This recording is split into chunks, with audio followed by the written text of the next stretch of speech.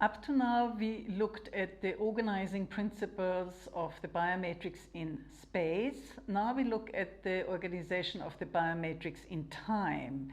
We're looking at the temporal organizing principles. The first one is entity systems emerge from co-production.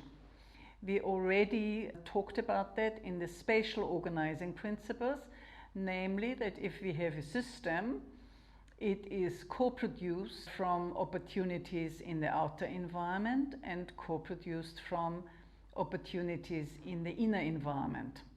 Now, if we look over time how these contributions occur, the entity system changes in accordance with those opportunities or threats, provided they are tapped by the system itself. So the principle involved here is entity systems emerge in the middle. We call this the emerging middle concept. I gave earlier on the example of the development of the child, developing according to opportunities in the outer and inner environment as the child taps those opportunities. So being developed is the one side of the story. Contributing to the development of other systems is the other side of the coin. So we are talking about mutual co-evolution. Two systems mutually co-evolve as they contribute to each other. As the environment contributes to my development, I contribute to the development in systems, my inner systems of course, and also outer systems, like I contribute to the development of my organization, my society, my family, etc. And as we do those contributions, as they contribute to me and I contribute to them over time, we co-evolve, provided of course we tap those contributions. So entity systems co-evolve. If you're looking at all the entity systems in the containing systems hierarchy, all those co-evolve with each other over time. And as they do so, we can identify different stages in the development. I just gave them different colors to denote that there are distinct differences between those systems over time, and we call those stages of development. So for example, if that represents the societal development, we could maybe distinguish the agrarian stage of development, industrial societies, information societies, or if we're looking at maybe an individual, we could say young age, middle age, old age, or whatever. Even activity systems evolve according to stages of development. So if one of those eras, for example, represents society's education system, the kind of system that education and society offers to individuals, there are distinct differences between education, the agrarian age, industrial age, and information age. So activity systems, like an education system, also evolves over time and shows stages of development. Other temporal organizing principles are associated with the future of a system, and we can distinguish a current future and an ideal future, and there are different principles associated with each. Now, if we're looking at any system in the current situation, or any issue in the current situation, it was brought about through the co-development of outer, inner, and self in the past. And that has brought us to the situation where we are now. And that development has momentum. It carries on, unless we change things, it carries on into the future to give rise to a current future. So for example, if I have developed certain habits, about my work life or nutrition life or exercise life, that carries on by itself as a habit unless I deliberately change it. And this is what we call momentum. Likewise, in an organization, the structures of the organization, the process designs, the strategies, the visions, the culture carries on unless changed, deliberately changed. So the organization is on its path to a current future. All systems are on the path to a current future.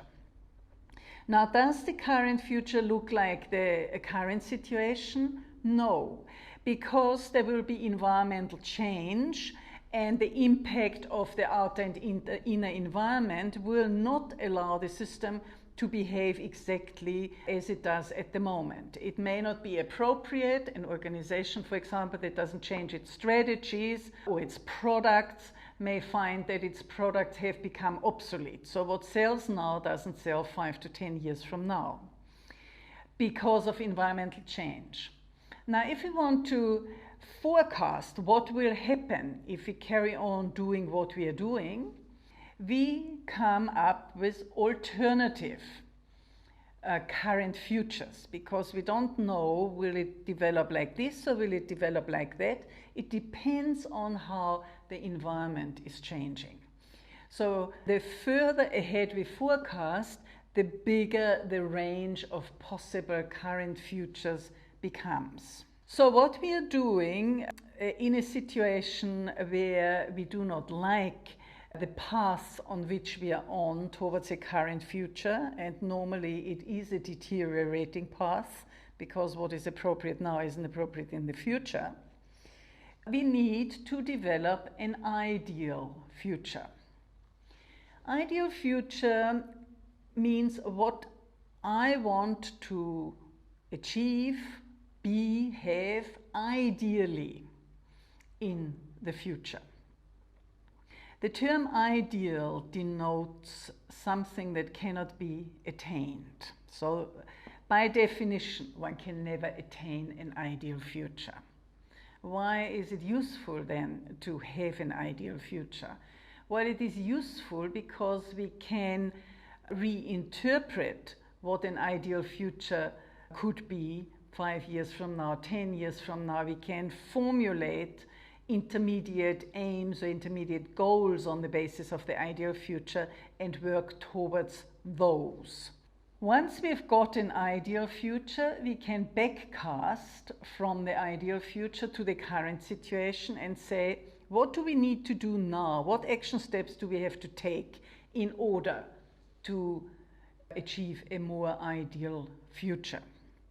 So the purpose of the ideal future is that I know exactly where I want to go and what I need to do to move towards a better future. And the ideal future is not determined by habits, it is determined by deliberate changes and deliberate strategies to achieve it.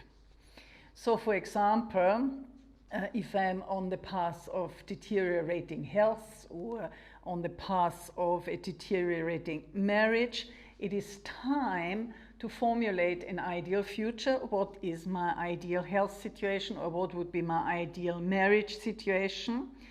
And then determine strategies, backcast strategies, to find out what I need to do to move towards that. And as I start enacting those strategies, as I start doing those things, I'm producing the ideal future in the course of a current future. So my current future starts reinforcing the ideal future, and I'm on the path towards an ideal future. Obviously, there can still be environmental changes. That's why there's a range of current futures, but they're all in the direction of the ideal future. So once I know with my partner what an ideal marriage would look like, and we deliberately design strategies, how can we create a more ideal marriage, And as we start doing those things that we said we would do, new habits form that move us into a current future, but that current future is towards an increasingly happy marriage. Let us now give a summary of the temporal organizing principles. The first one was that of co-evolution across levels. On the one hand, we have an entity system emerging and evolving together with its outer and inner environment, or in response to its outer and inner environment. On the other hand, a system influences its outer and inner environment. So as it changes and as its contributions to the environment change, it co-produces evolution or changes in the outer and inner environment. So we are talking about co-evolution across levels. And as systems evolve, we can identify different stages of development, whereby the stages of development are determined by the observer according to criteria determined by the observer. Then we talked about a current versus an ideal future of a system. The current future means that it is an extension of the momentum into the future. So as a system develops, it reaches a current situation based on its decisions in the past, and if it does not change its behavior, it moves forward into a current future, which may be a range of current futures because the environment is changing and the future will not exactly be the same as it is now, even if I carry on doing what I'm doing now. We also said typically the path towards a current future involves a deterioration, because if the environment changes, we need to change. So it is useful to have an ideal future. To formulate an ideal future and backcast from the ideal future to the current situation what the steps along the way should be to get guidelines of behavior towards a better future. And we also said that we are well on the path towards an ideal future if the current momentum starts reinforcing the path to the ideal future.